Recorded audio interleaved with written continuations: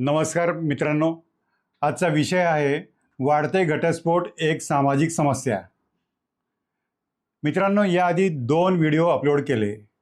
एक मुलांची लग्ने, एक वास्तवचित्र आणि दुसरा विषय लग्नही नको आणि मुलंही नको.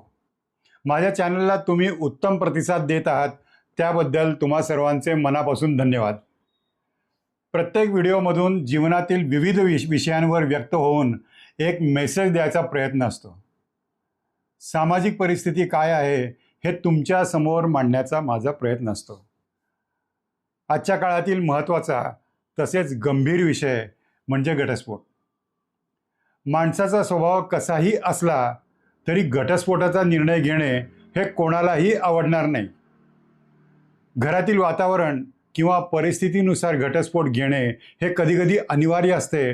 तसेच काही घरात घटस्फोट घेण्यास त्या व्यक्तीस भाग पाडले जाते, तर काही वेळा परिस्थितीनुसार नाईलाजाने त्या व्यक्तीस घटस्फोट घेण्याची वेळ येते. माणसाच्या सहनशीलतेपलीकडील शेवटची स्टेप म्हणजे घटस्फोट असे मला वाटते. सरसगट घटस्फोट घेणे वाईट आहे असे मी अजिबात म्हणणार नाही. मित्रांनो, सामाजिक विषयांवर व्यक्त होत असताना मी जी माझी मते इथे मांडतो ती तुमच्याशी सहमत असतीलच असे नाही. सामाजिक विषयांना खूप कंगोरे असतात. प्रत्येकाचे अनुभव, निरीक्षण हे वेगळे असू शकते. मार्च 2024मध्ये एका वृत्तपत्रात मोठ्या मथळ्याखाली एक बातमी वाचनात आली की एका जोडप्याने लग्नानंतर 3च दिवसात घटस्फोट घेतला. बातमी वाचून हल्लीची सो कॉल्ड टॅलेंटेड तरुण पिढी डोळ्यासमोर आली. आजच्या तरुण पिढीला मार्गदर्शन करण्याची किंवा सल्ला देण्याची गरजच नाही, इतकी हुशार आहेत. आणि सल्ला द्यायचा प्रयत्न जरी केला तरी त्यांना आवडत नाही, ही वस्तुस्थिती आहे. खूपच बुद्धीने शार्प, तल्लख, स्वतःचे संतुलित मन, काय म्हणतात ते बॅलन्स्ड माइंड समजणारी ही मंडळी. मग असं असताना यांच्यावरती घटस्फोट घ्यायची वेळ काय येते? घटस्फोट हा निगेटिव्ह वाईब्स निर्माण करतो.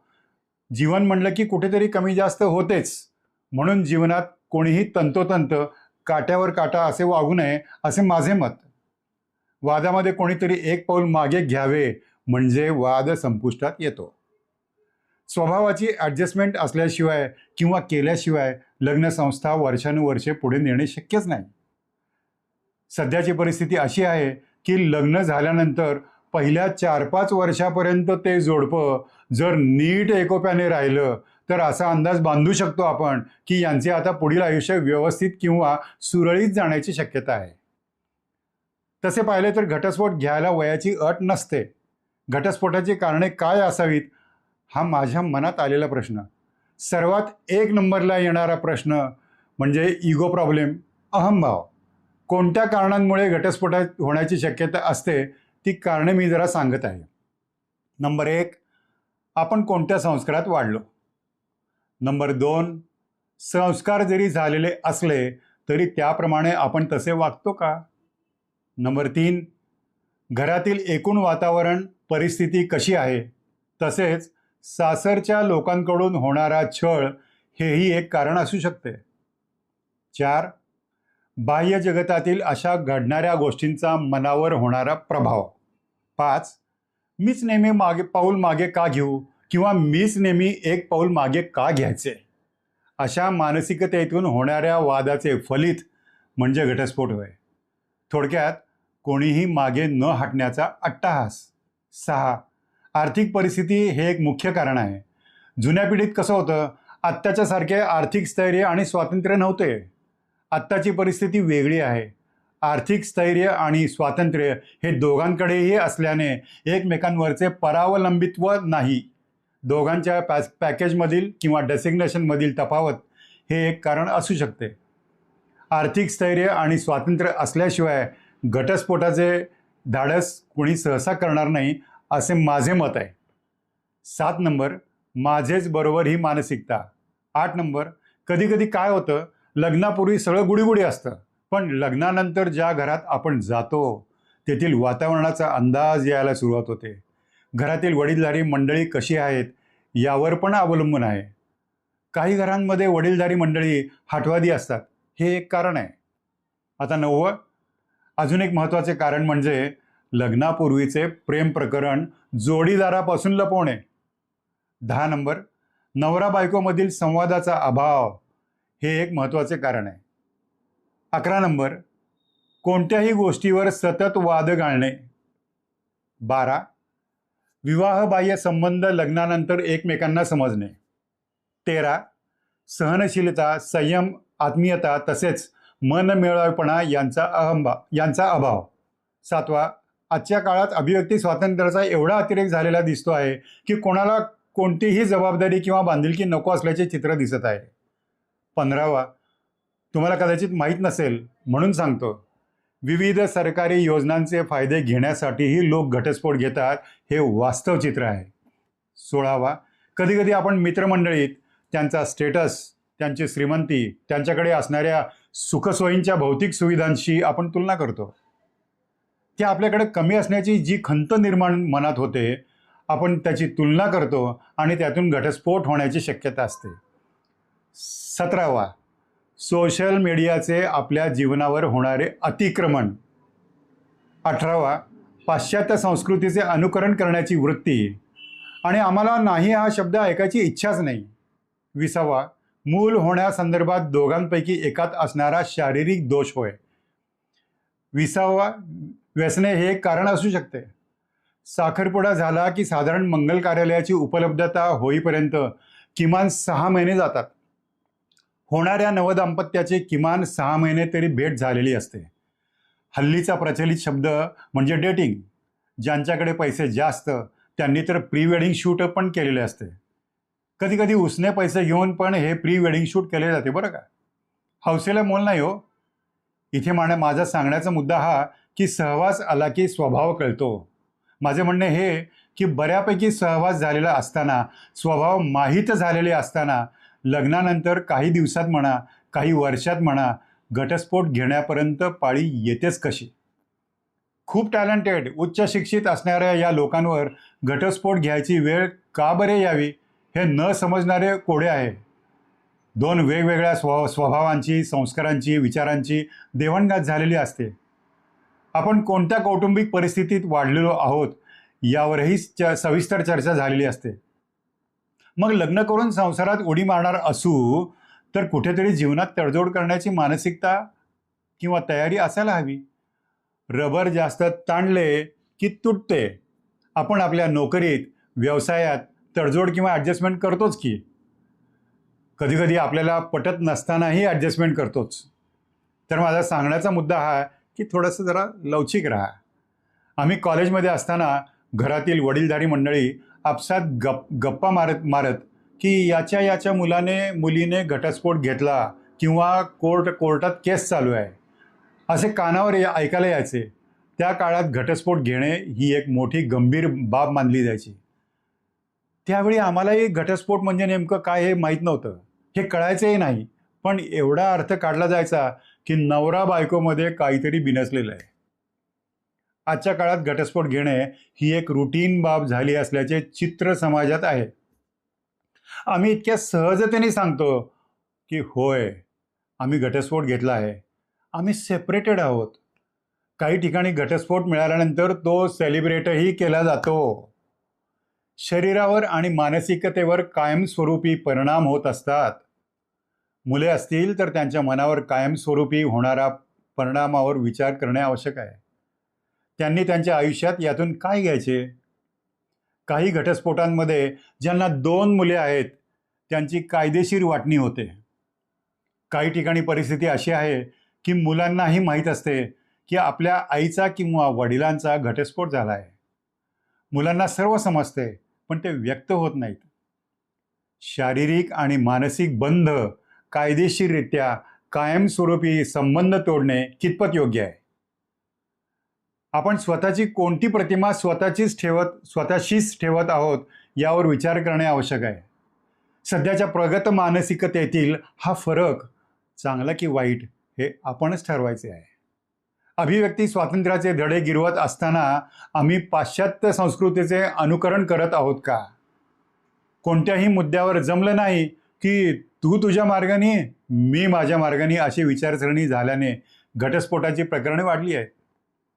घटस्फोटाचे प्रमाण हे जास्त करून मोठ्या शहरांमध्ये जास्त आहे. वैचारिक मतभिन्नता आणि गरजेपेक्षा जास्त आर्थिक स्वातंत्र्य आलं की घटस्फोटाचा विचार मनात येण्याची शक्यता असते. सोशल मीडियावर प्लॅटफॉर्मवर हल्लीच्या तरुणांची टॅगलाईन बघा. काय म्हणे, लाईफ इज ब्युटिफुल म्हणे. मला म्हणावेसे वाटते की खरंच घटस्फोटाच्या निकालापर्यंत असं काही लाईफ ब्युटिफुल असते का हो? आयुष्याचा किती अमूल्य वेळ अक्षरशः वाया जातोय यावर थोडा विचार करायला हवा. वय वाढत जाते, निसर्ग चुकत नाही. कायदेशीर घटस्फोट ही काही वेळेस दीर्घकालीन प्रक्रिया आहे. न्यायालयीन प्रक्रियेत किती वेळ लागतो, किती वर्षे लागतील हेही काही नक्की नाही. त्या कोर्टाच्या तारखेला दोघाही नवरा बायकोची मानसिकता काय असेल? एकमेकांविरुद्ध कोर्टात पुरावे सादर करणे याची कल्पनाच न केलेली बरी. माझीच बाजू कशी बरोबर आहे हे कोर्टात सांगण्याचा अट्टाहास होय. एकमेकांचे शत्रू असल्याची ती नजरानजर. थोडा विचार करा, केस लढवायची म्हणजे पदर खर्च तर आलाच. वकील जरी त्या तारखेला हजर होत असला तरी काही तारखांना वैयक्तिक कोर्टात उपस्थित असणे आवश्यक असते. स्वतःचा वेळ, रोजचे रुटीन, ऑफिस, व्यवसाय त्या दिवशी सगळे बाजूला ठेवावं लागतं. म्हणून पुन्हा सांगतो, थोडा विचार करा. अर्थात दोघांच्या सहमतीने घटस्फोट घेण्याचा निर्णय असेल तर तो भाग वेगळा. आता आरोग्यावर होणारे परिणाम सांगू. ज्या दिवशी कोर्टात घटस्फोटाचा अर्ज दाखल केला त्या दिवसापासून ते कोर्टाचा निकाल लागेपर्यंत मन हे नकारात्मक उत्सुकतेच्या आहारी जाते. माणूस सतत स्ट्रॅटेजिक मोडमध्ये राहतो. शरीरातील हार्मोनल संतुलन राहत नाही. कॉर्टिसॉल नावाचा हार्मोन शरीरावर विपरीत परिणाम करत असतो. कोर्टाचा निकाल कधी लागेल हे माहीत नाही. तोपर्यंत मनाचे शरीरावर अप्रत्यक्षरित्या प्रचंड आघात होत असतात. यासाठी कोणीही घटस्फोट घेण्याआधी 2 कुटुंबातील ज्येष्ठ व्यक्तींशी सल्लामसलत करावी. तसेच समुपदेशकाकडे जावे असे माझे मत आहे. ते काहीतरी मार्ग सांगू शकतील. घटस्फोटाचे प्रमाण वाढले आहे, तशीच समुपदेशक केंद्रेही वाढली आहेत. फॅमिली कोर्टातील केसेस कैक पटीने वाढल्या आहेत आणि याचे प्रमाण मोठ्या शहरात जास्त असल्याचे चित्र आहे. मित्रांनो, सारासार विचार करा. मी तर या घटस्फोटाला जीवनातील सुनामी म्हणतो. सुनामी काय करते तर सुनामी सगळं उद्ध्वस्त करते, कारण तिचे कार्यच उद्ध्वस्त करणे होय. घटस्फोट घेतल्यानंतर काही जण परत पुनर्विवाह करतात. तर मग माझे म्हणणे असे की पुनर्विवाह म्हणजे तडजोड नाही का हो? दुसरे असे की पुनर्विवाह जरी केला तरी पूर्वायुष्यातील घटस्फोटाच्या अप्रिय घटनेची आठवण मनात येण्याची शक्यता नाकारता येत नाही. माणूस कधी कधी नकारात्मक घटना सहसा विसरत नाही. कधी कधी काय होतं की तरुण मंडळी सुरुवातीला रागाच्या, अहमभावाच्या भरात विचाराने घटस्फोट घेऊन टाकतात. त्यावेळी वास्तव जीवनाचे भान नसते. पण जसजसे वय वाढू लागते तसतसे एकटेपणाची जाणीव होऊ लागते. कोणीतरी साथीला असावं असं वाटतं, पण योग्य वेळ निघून गेलेली असते. पश्चाताप तर होतोच. अशी मानसिकता जगाला सांगताही येत नाही, अशी ही अवस्था होय. मला या व्हिडिओतून काय सांगायचं आहे किंवा मेसेज द्यायचा आहे की आयुष्यात एकदम टोकाची भूमिका घेऊन स्वतःचे जीवन, आयुष्य उद्ध्वस्त किंवा विस्कळीत करून घेऊ नका. परत एकदा सांगायचे वाटते की घटस्फोटाचा निर्णय घेण्यापूर्वी दोघांनीही एकत्र जाऊन समुपदेशन करून घ्यावे. Counselling plays an important role. नुसत्या एकमेकांच्या चुका काढण्यात काहीही अर्थ नाही. संसारात कुठेतरी प्लस मायनस हे होणारच. एकमेकांना सांभाळून घ्या. कुटुंबातील सर्वांबरोबर संवाद साधा. अशा प्रसंगी दोन्ही कुटुंबातील आईवडिलांची तसेच वडीलधाऱ्या माणसांची भूमिका महत्त्वाची असते. संवादाने खूप प्रॉब्लेम्स मिटतात. मन मोकळ्या गप्पा तर हव्यातच. ज्या 2 फॅमिलीबरोबर आपण जोडले आहोत त्याच कुटुंबातील व्यक्ती या खऱ्या अर्थाने साथ देणाऱ्या असतात, हे निर्विवाद सत्य आहे. काहीही झालं तरी जोडलेले तसेच स्वीकारलेले नाते हे कोणत्याही कारणास्तव तोडू नका. हीच माझी विनंती आहे. आयुष्यात काही प्रसंगांमध्ये घटस्फोट घेणे हे अति आवश्यक असते. प्रत्येक परिस्थितीत घटस्फोट घेण्यामागची कारणे ही वेगवेगळी असतात. हेही तितकेच खरे आहे की घटस्फोट घेऊन आयुष्य छानपैकी मजेत जीवन जगत असलेली बरीच मंडळी समाजात आहेत. नवरा बायकोने तसेच दोन्ही कुटुंबातील सर्व सदस्यांनी सकारात्मक दृष्टिकोन ठेवला तर वादग्रस्त तसेच तणावात्मक परिस्थिती टाळली जाऊ शकते. पर्यायाने घटस्फोट घेण्याचे प्रमाण नक्कीच कमी होईल असे मला वाटते. नवरा बायकोमध्ये सामंजस्य राहून संसार आनंदी सुरळीत राहावा याच हेतूने हा व्हिडिओ केलेला आहे. शेवटी एक विनंती करतो की माझ्या चॅनलला सबस्क्राईब करा, विसरू नका, कमेंट करा, लाईक करा आणि व्हिडिओ आवडल्यास तुमच्या मित्रांना आणि ग्रुपमध्ये शेअर करा. धन्यवाद.